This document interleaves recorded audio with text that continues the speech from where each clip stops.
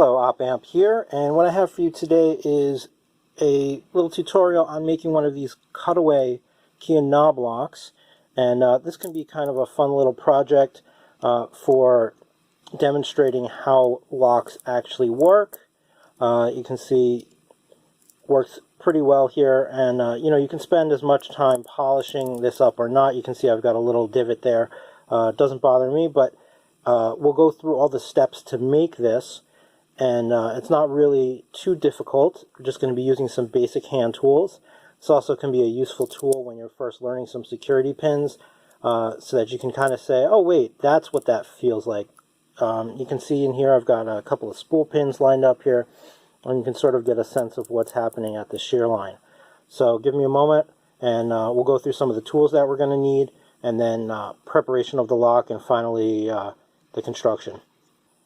And here I have a small selection of some of the tools you will need. You might need some other hand tools, including some screwdrivers and some other implements, but for the most part, this is really the essentials.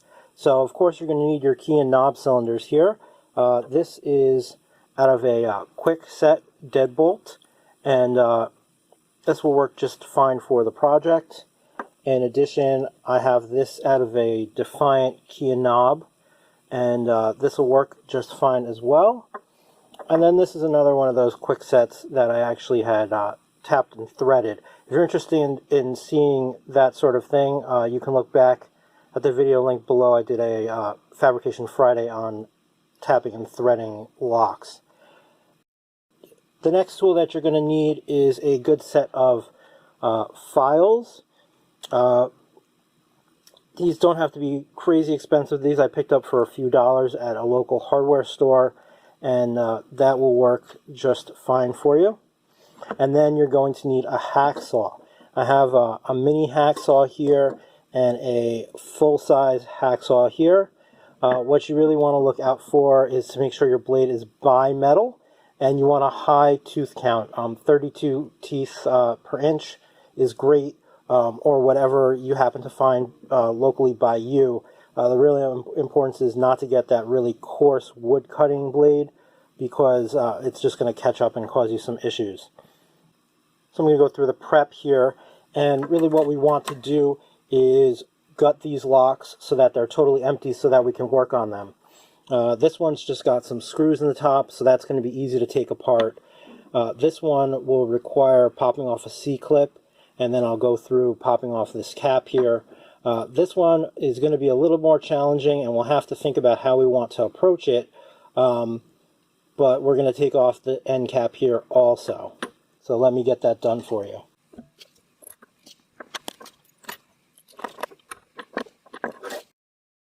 Now this top lock, I had already threaded the top, so there's really nothing else for me to do for prep on that one. This one, I'm going to take off this little cap, because when we go to cut it, it most likely is going to break. This next one is going to be a bit of a judgment call. This looks like it's this cap is in here pretty securely.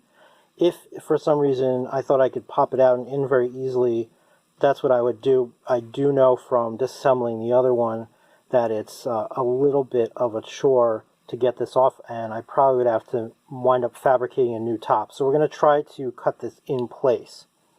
So I'm going to start with popping the cap on this, and then we'll come back and show you how you're actually going to cut. Okay, so I've got my cylinder here with the plug free and removed. We can set that aside for a moment, and what we need to do is take off this little cap. So I'm just going to take a screwdriver, and I'm going to set this down so I don't wind up stabbing myself with it, and I'm just going to come right along this edge and start prying. And it should come off. Some are a little bit harder than others to get off, but it should come off. You can see it's coming off right there, just about all the way there.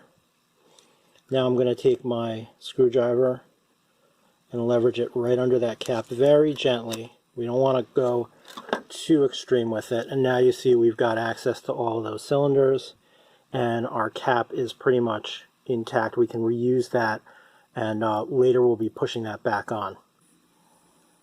So I'm getting ready to get this in the vise here, and the one thing I need to do is, with this version, align it. And so what I'm going to do is I'm going to first take this out and just kind of see where everything lines up. And you can see I pretty much line up with the little divots on there, so I'm okay with that. And what I can do is I can actually see that this is lined up here, and I've got a little bit of a gap. And so I'm just going to come with my file, and I'm just going to mark very lightly where each of those chambers is.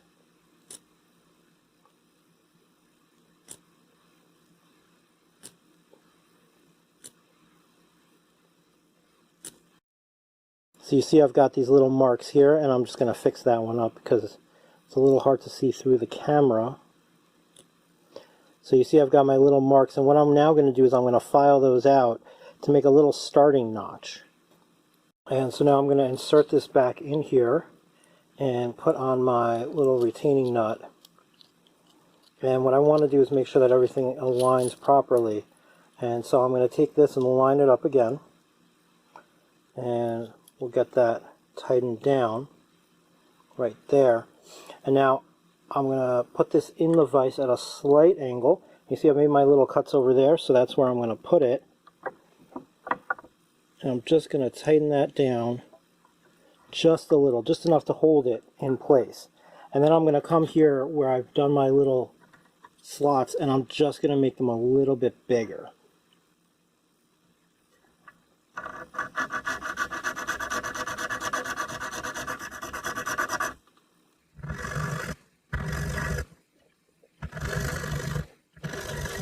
And that's just going to leave us a little room to put in our blade from our saw. So now I'm just going to go and start with my hacksaw, and I'm just going to go nice and easy. I'm going to let the saw do the work, and I'm just going to go a little bit on each one just to start.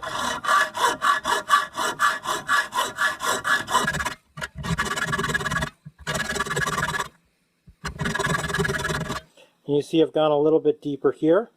And now what I'm going to do is I'm going to change the orientation of the lock just a little bit. I'm going to let up on this. I'm going to come up just a little. Remember, I don't want to squeeze it out of there. I just want to keep it in. And now what I'm going to do, if you can see properly, I'm going to take this and I'm just going to come right back here and line it up nice and straight. We're going to take nice straight strokes, and I'm just sort of marking that surface there. If you want to do this with the file, you can do this with the file. And all I'm doing is coming back and forth just a little bit, and you can see I'm starting to make a little mark there. Safety note here, I'm using my finger against the side of the saw blade to help stabilize it. I'm making sure to keep it clear of the cutting edge and keep my other fingers clear of the cutting edge. If you're not comfortable with this, of course, as I said, you can use a file to file out these little starter notches.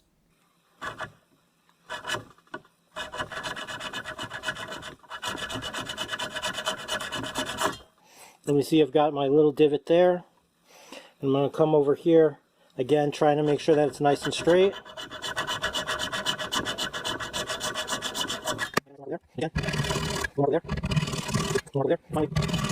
And so you can see now, let me brush this off for you a little bit. You can see I've got my marks here, which are aligned with my marks right there.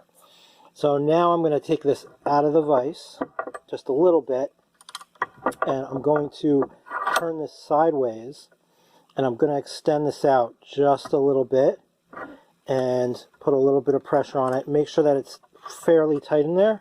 Make sure that this end piece is still tight, and that everything is lined up over here in terms of the plug rotation, that is still straight up and down. And maybe I'll show you that here. You can see it's still nice and straight there. You can leave that little pin in there if you're afraid that this is going to loosen up, but I generally find it's not a problem.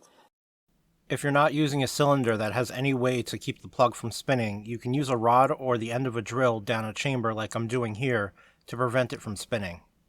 I want to make sure that's in there pretty tight. And now I'm just going to come with my saw, and I'm going to make a nice little start right there.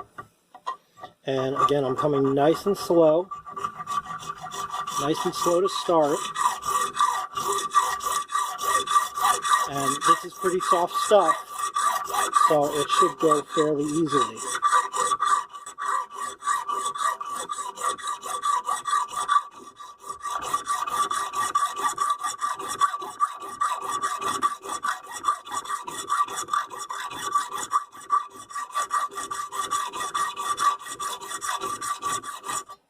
can see I'm starting to come right into there, so I'm going to be careful now because I'm still going to feel resistance over here. I want to make sure my blade stays nice and level in this plane here.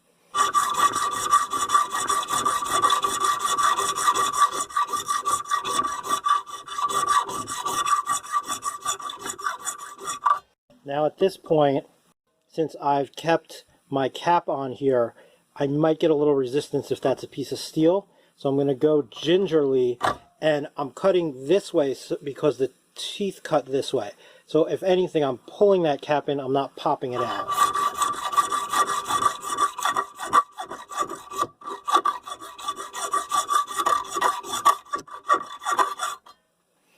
Okay, and you can see that we're actually through here.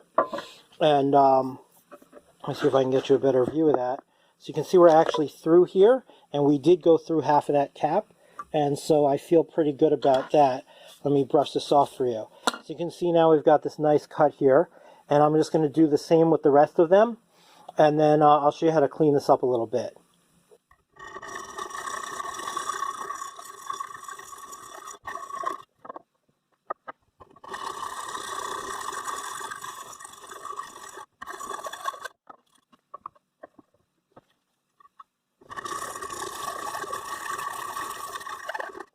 So now I've got my cylinder here. I'm just checking the fit, and I can detect that there's a few burrs on the inside.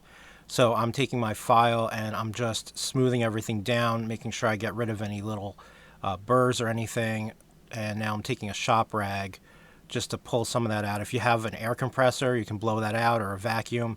And you can see now it's spinning quite freely. Now I'm just coming with the file to smooth out the outside of those cuts. Sometimes you might have a little burr or a chip that gets caught down in the cylinder. You can either pick that out with some tweezers, or sometimes you need to use a little utility knife just to cut that last little bit. And now you can see the result here is fairly smooth, and you can put as much work into this as you'd like and really spend a lot of time getting it really smooth and polished.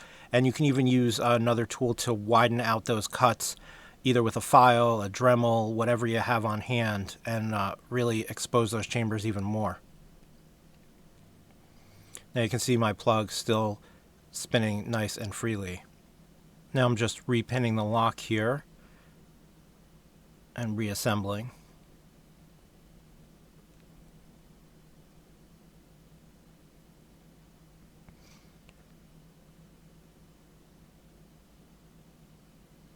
You can see everything is functioning well. If for some reason you had difficulty putting in the key, you may just have a burr in one of the chambers and just need to take a look and clean that out. Now you can see everything's back together, and you can see your pins moving up and down. You can see the shear line here and the top of those pins. And this is really great for visualizing the lock, and like I said, when you get up to security pins, really taking a look at how those pins interact.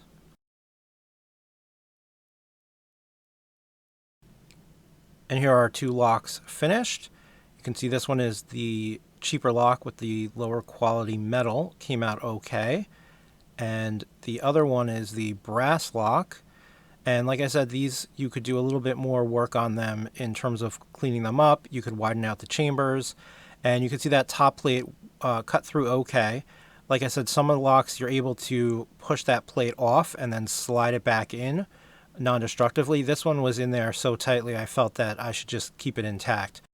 You could also go the threaded route and thread the top of those chambers like you saw earlier. That lock unfortunately fell behind a very heavy bench, so I'll have to get that later. I hope you have enjoyed this tutorial. If you have any comments or questions, please leave them below. For more Locksport videos, please subscribe to this channel, Lockpickers United. And this has been OpAmp. Thank you for watching.